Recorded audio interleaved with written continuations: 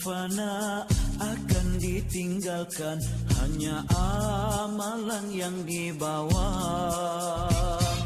Dengar sayu surah dibaca, sayunya alunan suara. Jenas di dada, lemah tak bernaya, terbuka hijab di depan mata.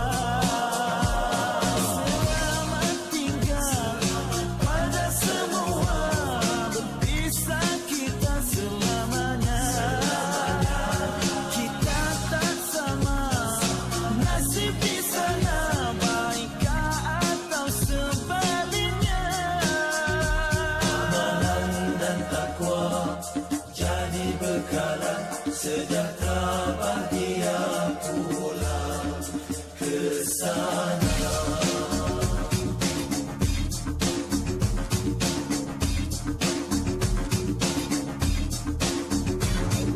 Sekujur badan berselimut putih, rebah bersemadi sendiri, mengharap kasih anak dan istri. Apa mungkin pahala dikirim?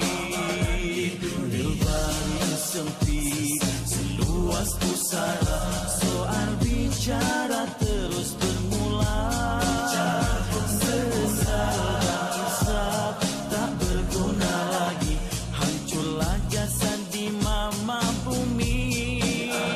Bisa sudah segalanya, yang tinggal hanyalah kenangan.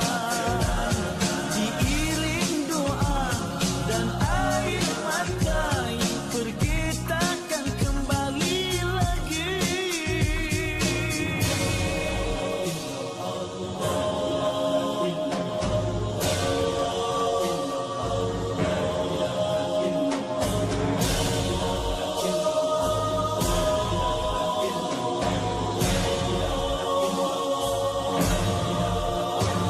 Selamat tinggal pada semua, berpisah kita selama